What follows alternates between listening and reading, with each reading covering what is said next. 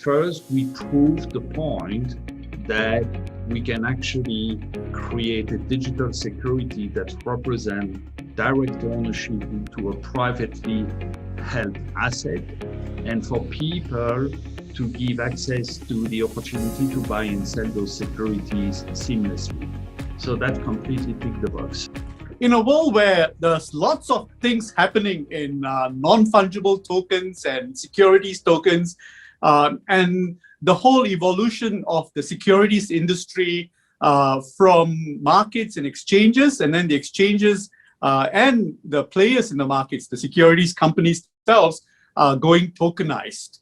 And I'm really happy that I'm able to speak with an entrepreneur who is right up there in the front, exploring all that the technology is making possible, and almost by his bootstraps, having put together his first asset in the US, tokenizing that, and then bringing it back to Thailand, where he started his career, and buying into a securities company, and turning that into a tokenized securities company, and hoping to succeed in tokenizing securities assets.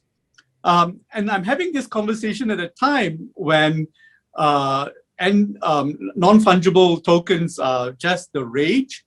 And here, in this conversation with Stephane de Baets, who was born in Belgium, spent his early career in Thailand, and then became a property owner in the US, and used that as the platform for taking it forward into the world that we know today. So there are lots of questions to ask, lots of issues to dig into his mind with, in terms of his reaction to regulation, to old style securities companies, and new style tokenization, and what it's likely to mean in terms of real business benefit. Stephane, thank you very much for joining me from where you are in Aspen, Colorado. It's a beautiful part of the world. I've been there a long time ago. I love the territory. I love it in winter. And you just told me that it's really beautiful in summer as well. Well, thank you, Emmanuel. That's true. The locals are saying people come and visit in the winter and they move in forever in the summer. So you should come back and see the scenery in the summer. Is absolutely beautiful here. What do you do in summer in Aspen? Go horse riding and mountain trekking and stuff? Yeah, so you do hiking, fly fishing, mountain biking, whitewater rafting, horseback riding. You enjoy amazing food. There's plenty of cultural activities. It's just heaven on earth. It's just like beautiful. It's blue sky every single day. And it's not too hot in the nighttime, so you get to cool off, and it's just beautiful. Give us a sense of your career. You are Belgian, and then you moved to Thailand. You worked there. Just give us a quick sense of your career and how it moved over time to the point where you are right now, so that the people viewing this interview, this conversation, will get a sense of context, and then we'll build our conversation from there. I get extremely fortunate in my career path. I was born and raised in Europe, in Belgium, but I was also always attracted into discovering the rest of the world. So I was fortunate enough to be matched by my university through an exchange program to a company in Thailand right after a year or so of working in Belgium. So I moved there. One-way ticket with my suitcase, my skateboard, and my guitar. And soon enough, I got into the institutional financial industry. It was the boom years of the Asian tiger economy. So every single fund manager in Europe or in North America was trying to get exposure to the Asian economies. And therefore, they needed lots of staff working with the local brokerage firm talking to those foreign clients and executing their order books. So that's what I did. It was called being an agency broker.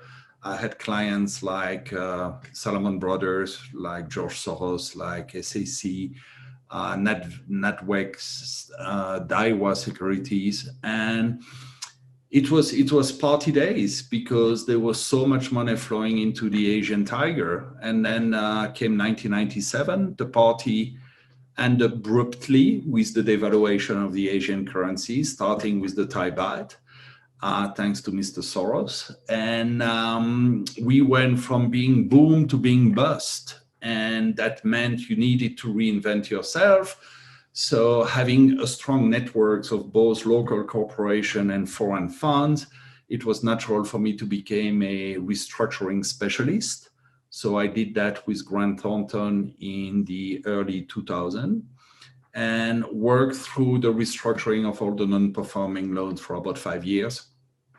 I then set up my own hospitality investment firm, investment banking firm called OptAsia Capital.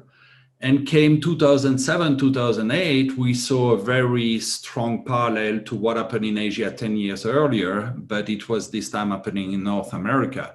So we were lucky enough to have recapitalized our balance sheet in 2008, 2009, and we had the capital to come to North America and buy some of the hospitality assets. So at the time, we bought Regis in Aspen. That was a trophy property that today everybody wants to buy, but in 2010, there was so much doom and gloom in North America that nobody would touch quality asset with a barge pole. So it was very opportunistic. It turned out to be a great trade. Naturally, I had to spend more time in the US because of the asset portfolio we were building here. So I decided after my divorce to relocate in New York in 2012. So spent about 8 years in New York. And start paying really close attention to the crypto space in 2014, 15, 16, and then decided to see whether or not there was a use case of applying digital asset technology to real estate. After a failed single asset IPO of the Regis Aspen, we used digital asset technology, and we were successful in tokenizing 20% of the property in 2018. Last year, that was actually being traded on what we call alternative trading system, a T0. And subsequently to tokenizing the property, we bought 25% of a listed broker dealer in Thailand, which brought me back to Thailand. And we have since then acquired all the new world digital licenses. We've recapitalized the company, and we are now, I think, the only player in Asia, if not globally, that really act as a bridge between the old world and the new world, and will be able to offer all type of financial product to the Asian community under one single roof.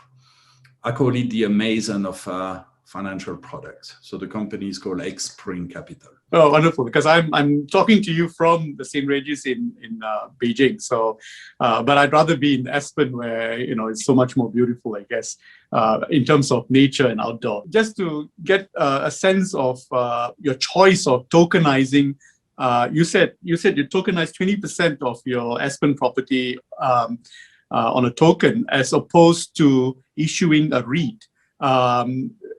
Was that a choice, or were there weaknesses in terms of issuing a REIT? What were the benefit, cost benefit analysis of a REIT versus a token? So we tried to do a listed REIT. We actually went through the headache of filing an S1 and an A1 with the SEC, going on a roadshow, but it failed, and it failed for two reasons. In the REIT world in North America, you're either super big or you don't succeed. So size matter. And single asset REIT at the time, I think the capital raising was circa $50 million. There's no market in the public listed REIT for $50 million deal. And secondly, the other thing that did not materialize as expected is we had gone into the exercise believing that we could control the filing cost, but the filing cost with the SEC completely balloon up. And when you look at the total cost of going to a public REIT exercise in the US versus a single asset capital raising is just completely disproportionate, so it doesn't work. And what has worked for you in tokenizing the Aspen REIT? Because I noticed that the valuation is a little higher in terms of what you would have achieved on a REIT. Liquidity, valuation, and I guess scaling. So, how's that turned out for you, tokenizing your Aspen property? I think it turned out great for three reasons. First, we proved the point that we can actually create a digital security that represents direct ownership into a privately held asset, and for people to give access to the opportunity to buy and sell those securities seamlessly.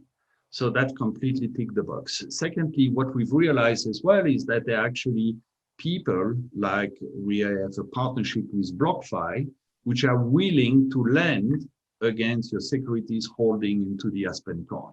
So that is quite amazing because you receive a dividend yield from the property, but you can also pledge your security with a crypto lender that give you an LTV against your securities holding.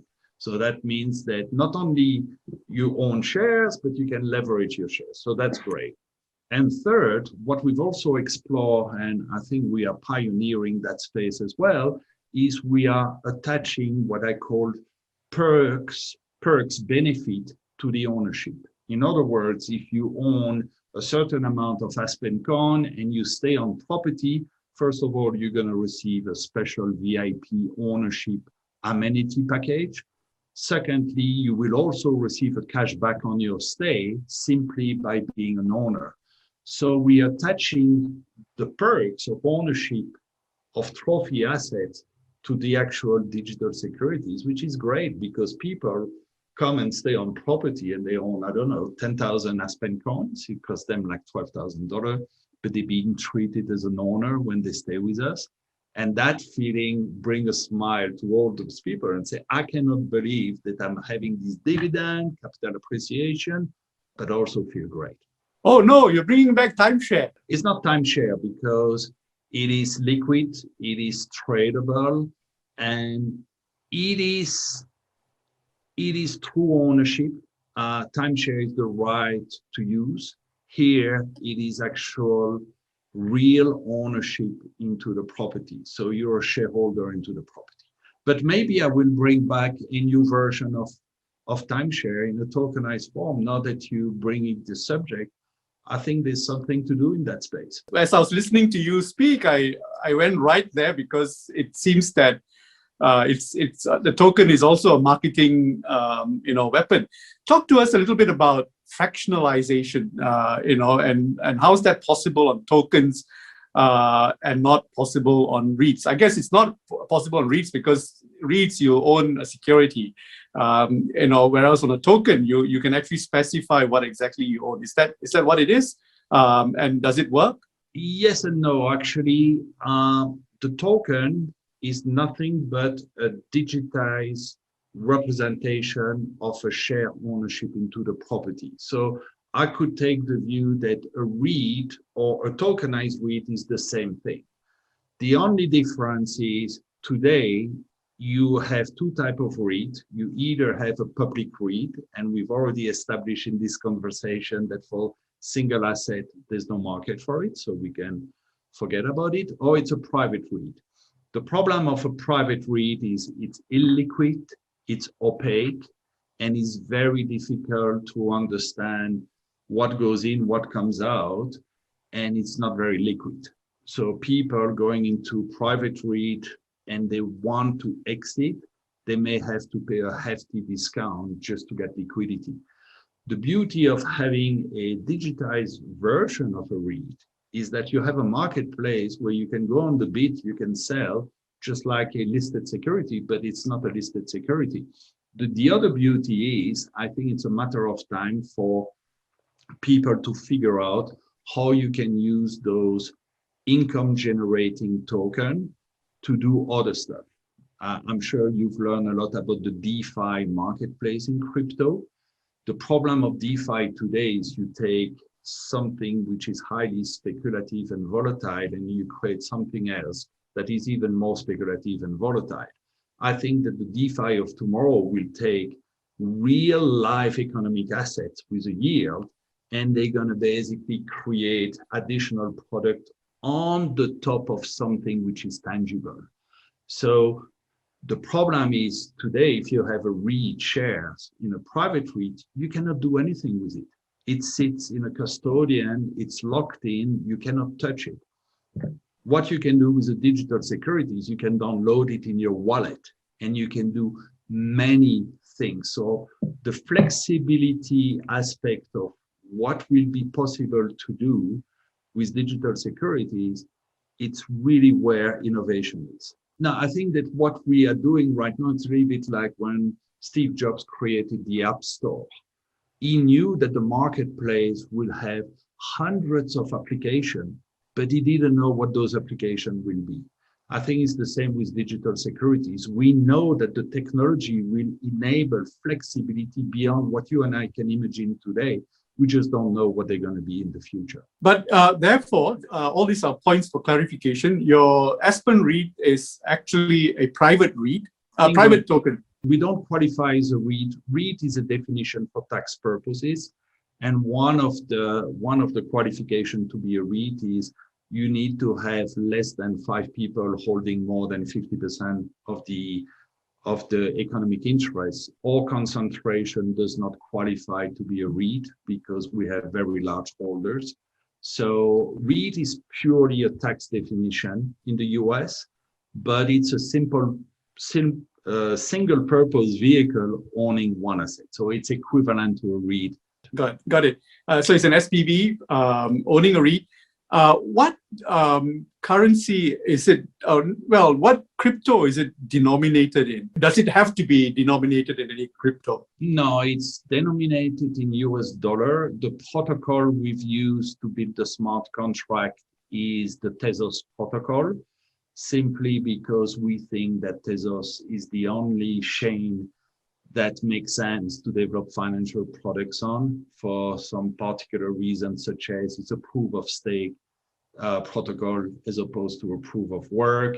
It also has formal verification of the smart contract. It is self-upgradable, and it's really been built by engineers that come from the financial industry. There are several, tokenized assets like this in the US. But are you the only one on Tezos? I think that more and more, if you follow the headlines, you're going to see people using Tezos protocol, big corporation. I mean, I can give you some example. The Central Bank of France is using Tezos to do their digital euro. The Casino Group, which is France's largest retailer, is using the Tezos protocol. BTG, the largest Brazilian investment bank, is building everything on Tezos. The UAE is super big on Tezos. I would say most institutional people that are serious about developing a blockchain ecosystem will look at a chain like Tezos. ERC20 Ethereum is great for a startup that wants to create something overnight. But when you understand the limitation of ERC20 and Ethereum, and you're a big institution, you would probably take another option. When you give away only 20%, the role of the dominant shareholder becomes very important. At the same time, you're saying that the token can be leveraged against securities, against crypto. So what is the profile of your investors at the moment? How many of them are at all leveraged? And I would imagine leverage would make it a high-risk investment as a result. It takes us into the high-risk territory. So just give us a sense of who's holding your tokens at the moment. It's early days.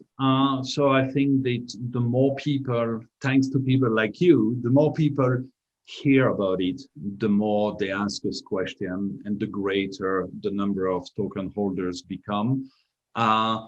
Unlike most of the cryptocurrencies that are extremely volatile, Aspen Coin has been trading in range even through the pandemic. So we have a strong capital base that is very stable.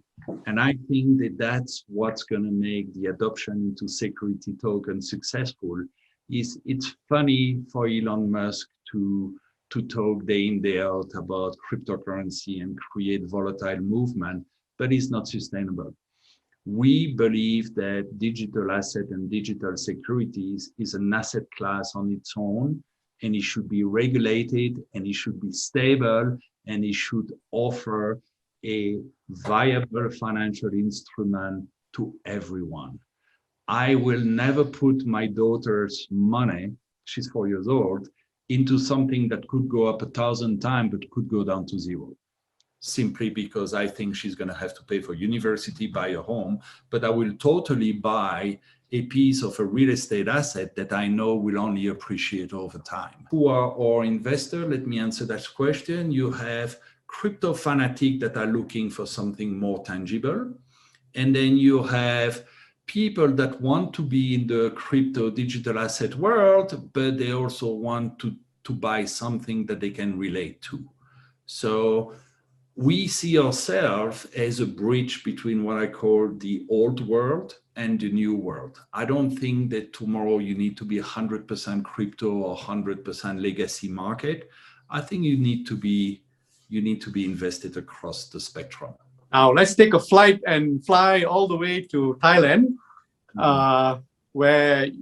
and that's how this conversation came about, because I took notice of the fact that you bought into a securities company to make it into a tokenized securities company, right? And all of this is happening at an amazing time.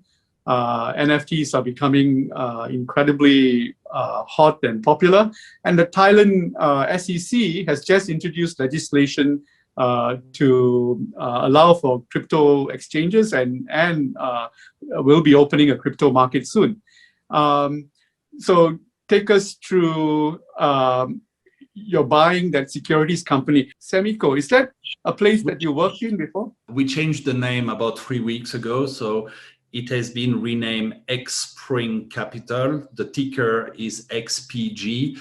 But yes, it was formerly known as Seamico, and as you correctly pointed out, I used to work there about 30 years ago. So exactly.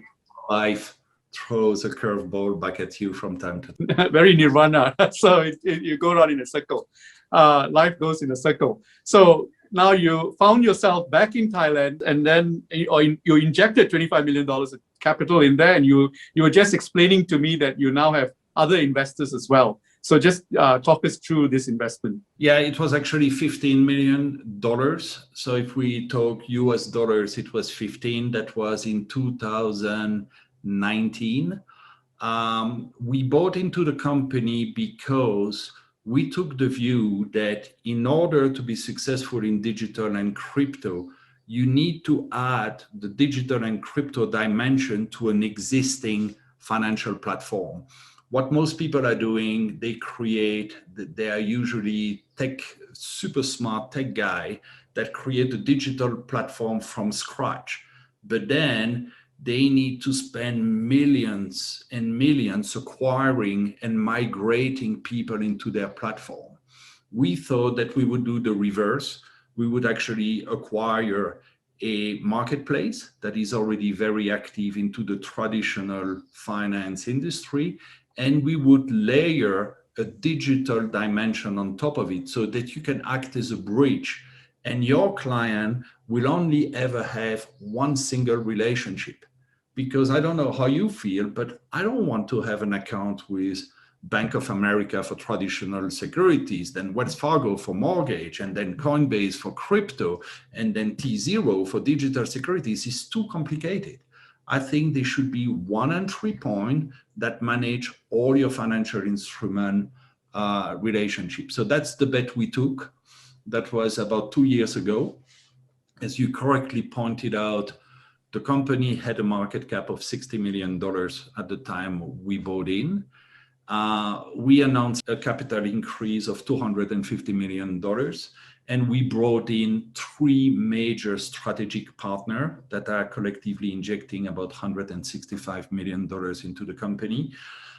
So one of these partners is property developer Sansiri.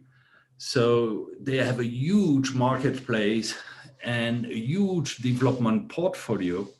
And they already know that the property developer of tomorrow is going to have to be a prop tech type financial instrument conveyor. So they are extremely visionary, and they say, let's go into that space very early.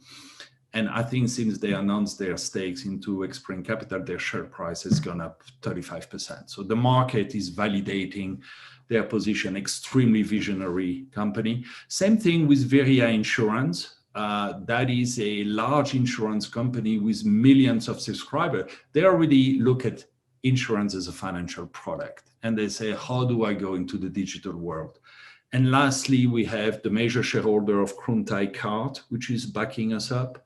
And that's great because, again, payment, credit card, we all know that's going to converge with digital instruments. So once the full capital increase will be completed in September, I think we'll be at a market capitalization somewhere between $500 million to $1 billion.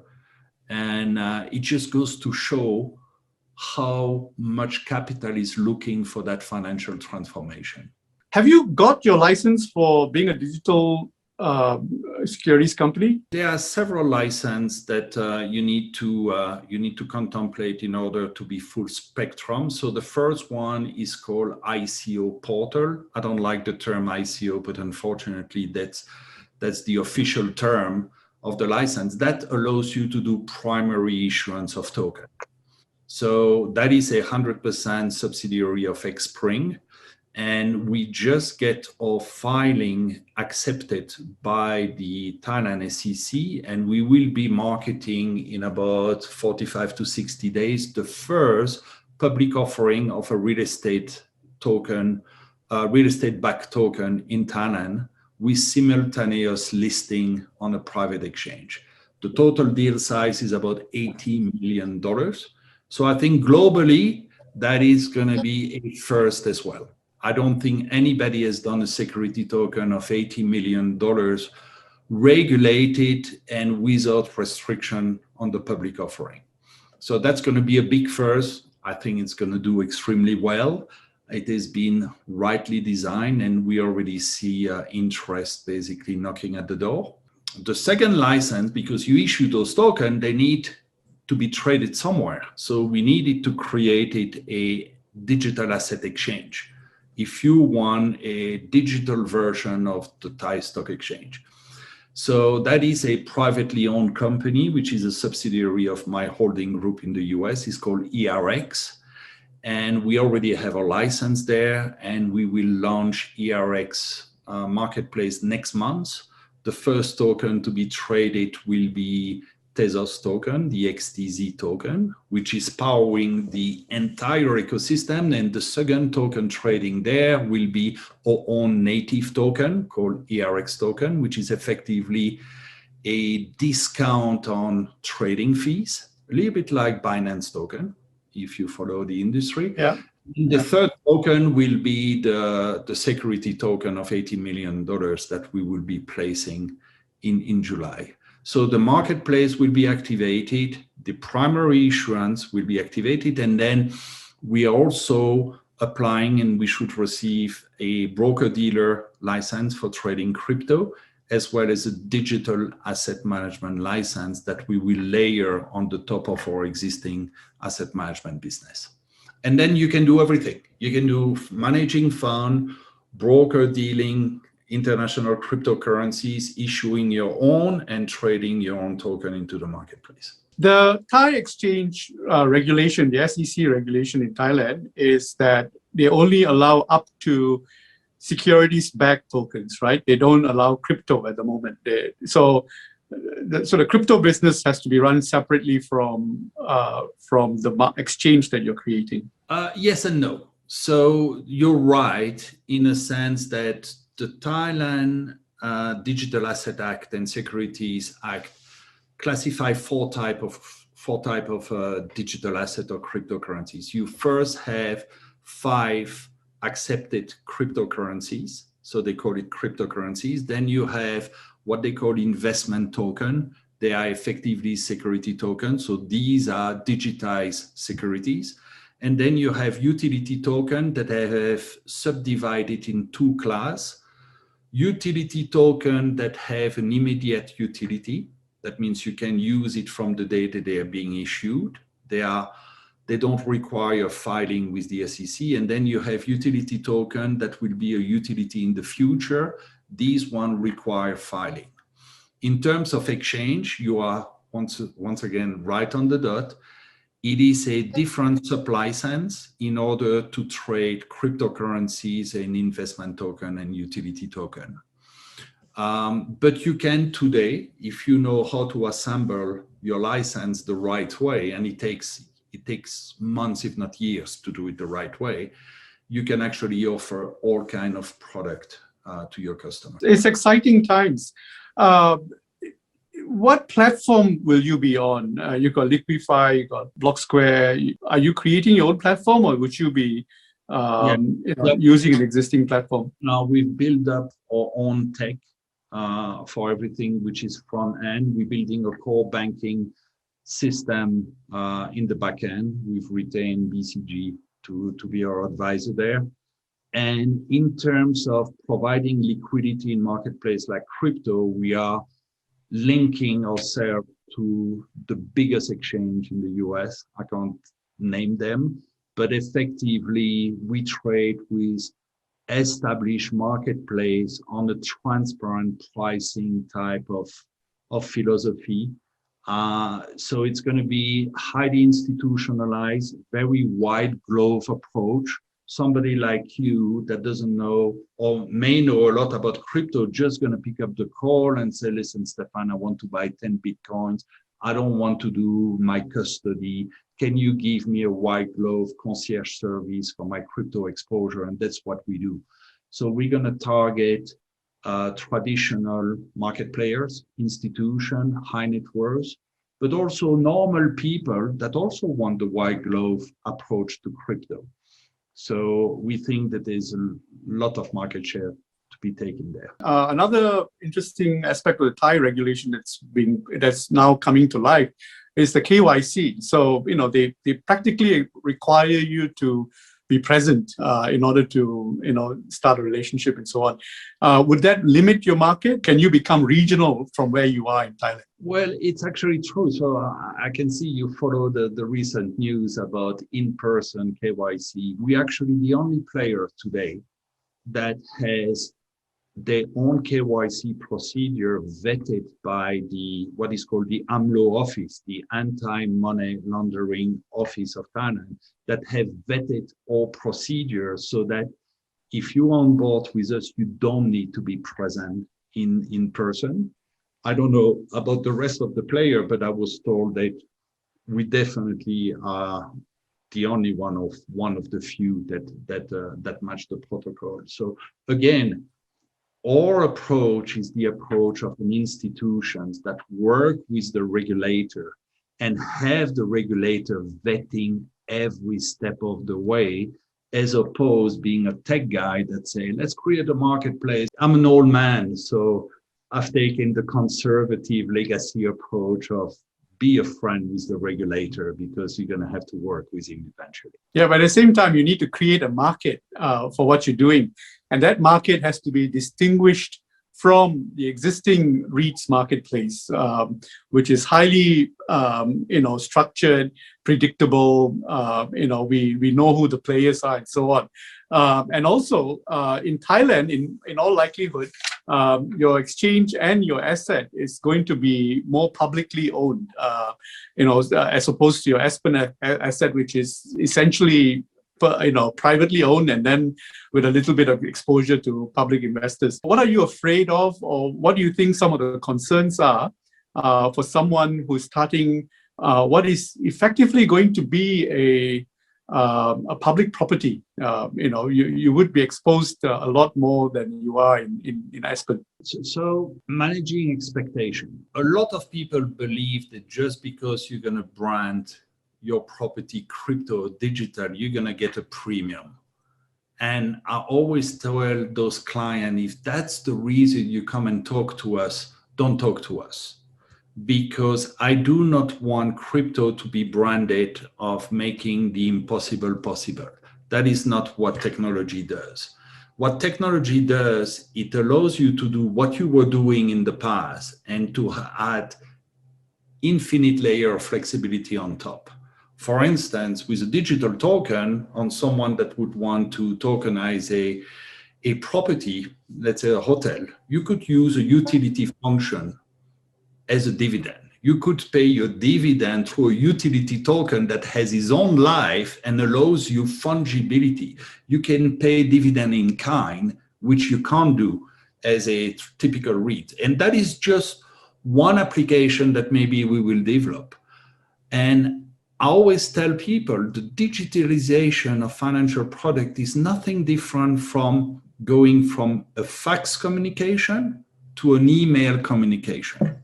People were using fax in the old days, but no one would ever say, hey, let's go for a drink, Emmanuel, through a fax communication.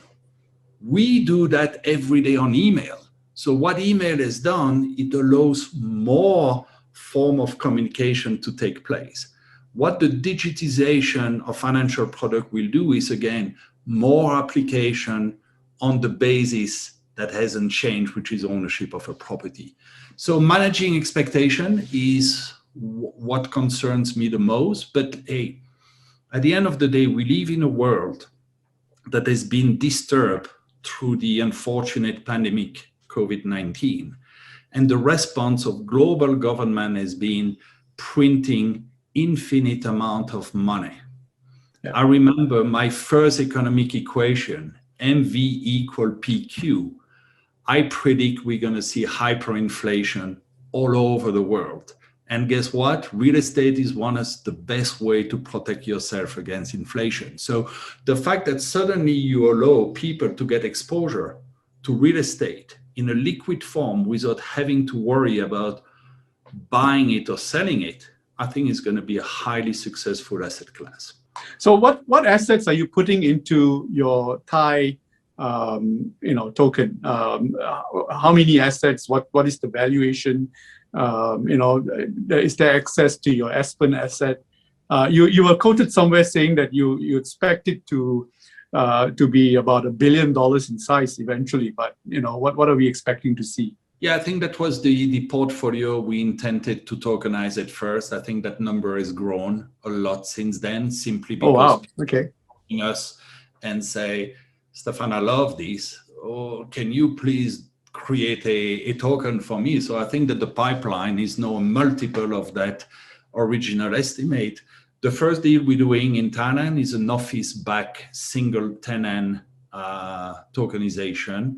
And there will be two classes of token. The first token will be a highly protected, like AAA tranche type of 4.5-ish% return, but highly protected. And the second one will be more of a mezzanine piece with a higher upside and higher yield. And again, when is the last time as a individual investor that you had access to a liquid form of investing into a mezzanine piece of a real estate asset? Yeah, if you're a private equity guy and you have a few billion under your pocket, you see that kind of deals. But as a single investor, you don't see them. So again, I call it equal access to financial product. And I think that's what we... But what do you mean by equal access? Equal access to the proceeds, equal access to the to the income, yes, made out average, right? But proceeds or specific investments, specific projects? Is equal access to the whole process. So whether you're somebody that wants to invest $1,000 or $10 million, your access to the product is the same, your access to the cash flow is the same, and your access to the exit is the same. So it puts everyone on an equal playing field, because you and I know that the finance industry has been very incestuous in giving more flexibility to the big guys than the small guys. I think what we create here is an harmonization of the marketplace and treating everyone equally. Are you allowed by law to dictate the payouts, the currency, the token, or is it just cash? You said just now that the dividends, for example, you can pay it out in pesos, Bitcoin. Is that an advantage to you as a business, or to the investor? Well, I mean, you are allowed by law to do anything that you disclose in your prospectus. So the beauty about those security tokens, they are regulated. So as an investor, you download the prospectus and you know what the manager can and can't do. And not only that, the SEC is actually vetting the prospectus, saying, we review this and it's good to go. So we like innovation. So when we did the Aspen coin in the US, we actually created the flexibility to pay dividend either on fiat or cryptocurrency at the election of the investor. So some of our investors wants to be paid their dividend in Bitcoin, others, they want traditional cash. And I think we are, again, the first tokenization company that has successfully paid dividend in Bitcoins. The risk of this business is at this point in time so high because of the sheer volatility of crypto. And even as crypto gets larger, it sort of fluctuates on perception, on nuances. A small change in perception can have huge fluctuations. So the liquidity works for you, and it also is your one largest enemy in a sense. What sort of checks and balances would you need to have in order to protect against fluctuations? Again, I think it depends what do we call crypto and where does the volatility come. Crypto has three big pockets today. One is cryptocurrencies that are an alternative form of storage. That would be Bitcoin. That means all what you have is a trust system into what is the expectation of Bitcoin, right? So people call it the digital gold. There is nothing but trust to support valuation. So it's only as good as what the next person is willing to pay for it. Then you have a second type of crypto pocket, which is the smart contract platform. These are, to me, very similar to infrastructure play, like expressway, like telecom networks. They've created an infrastructure network of nodes, giving you the ability to administrate smart contract into the cloud. And these are people like Ethereum, Cardano, EOS, Tezos. I look at them like infrastructure play. So their valuation is a straight function of usage of the network, and you can track that. And then you have two sub-pockets, which are security token. Security token are tokens which are backed up by real tangible assets, just like a security. These one, by definition, will be a lot less volatile because they are backed up by something that has a value that you can estimate. If it's a property, you can have an appraisal. If it's a cash flow stream, you can do a net present value of your cash flow stream. So these one will be very stable type of coins. These will appeal to institutions. But just the whole idea of what's different from a traditional REIT to a securities-backed tokenized REIT. And now that you are going to be putting assets onto it, will you be issuing tokens against third-party assets? We do that. We do token about third-party assets. We'll do mix of tokens. We have a strings of offering, but as long as someone understands, again, that the token gives you the same advantage of a REIT and a lot more in terms of future flexibility, I make a prediction that within 5 years, nobody will issue paper securities anymore. everything will be digital. How do you see the secondary market for what you're creating in Thailand going to evolve? Okay, so I think our secondary market will be highly liquid and successful because the offering itself is unrestricted. So when you can do a public offering, you can actually have a wide distribution of your tokens, and wide distribution of the token make the stepping stone for liquid secondary market. The problem in the US on security token is that everybody's using the private placement Reg D window that limit who you can sell those tokens. You need to be accredited, but also they need to be locked up for a year, which means only long-term investors are buying those tokens. And because the long-term investor, they don't want to sell it. So the secondary market is not liquid in the US, but I think it will be liquid in Thailand, simply because it's an unrestricted public offering of the token.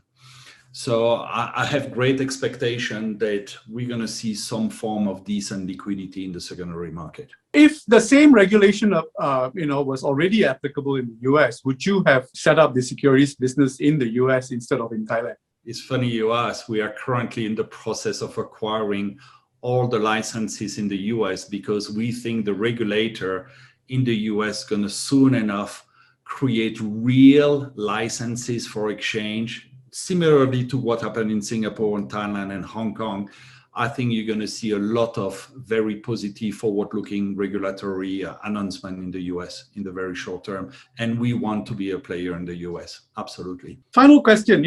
I kept mentioning non-fungible tokens, right? Why are you issuing a fungible version of a token for something as specific as a REIT when you could have made it non-fungible? Or am I wrong? Is the token non-fungible? And I noticed there's a lot of activity in the virtual space. In fact, in Singapore, there was this guy who bought over the Beeple painting, and Meta Coven is his name, and he's setting up something called Metaverse, which is a virtual reality setting where you actually can buy real estate, and some of that real estate can reflect actual real estate, and you can subdivide it, you can be an owner and stuff like that. Are you dreaming so far? I think we're looking at the space. I think that there is great and smart people really innovating into that space. I think that space is booming right now, but we'll have to go through a regulatory overview. If you follow the news, there's a lawsuit that took place in the US last week against Dapper Labs. Dapper Labs was selling Top Shot's NBA NFTs, and people are questioning whether an NFT is a security or not. And it goes back to the same question, where is the line? And I think that we cannot guess where the line is because it's a function of interpretation. I think the regulator is going to have to drive the forward regulatory framework for NFTs, for DeFi, simply because innovation is pushing the boundaries of what we can rule based on existing regulation today. So people like the one you mentioned that are crazy innovators, we love them because the more we have those crazy people thinking about the world of tomorrow looks like, the more we're going to progress as a society. So very interesting space. Stephane, you're in frontier territory. So everything you say is a promise to be delivered. And it's a space that is being watched very carefully. Those who are in traditional securities, traditional REITs businesses would be watching you very carefully. And there are pitfalls. We need to figure out, where they might be. And of course, you have the promise of a token. So I want to thank you for explaining to us, to me, what you're doing. And this conversation adds to my own understanding of what's building and that final push away from traditional finance into DeFi. And But the tokens themselves, like the utility tokens that you mentioned, they are not only assets, they are applications, that the user can use to do everyday work. And that's where the DeFi takes place. That's where the breakdown of the intermediary business comes into play. So we are in frontier territory. Very excited for you. And I hope that we'll be able to do another conversation once you've got everything up and running and the Thai exchange is up, I think in July this year, right? Maybe we could actually increase the go-to-market timing. So I think that ERX, which is the exchange, should be live sometimes in the latter part of June. Yes. Excellent. Thank you very much. And have a good rest of the day. Mine is the end of the day here in Beijing. Thank you for having me, Emmanuel. Have a good night. Bye-bye. You too.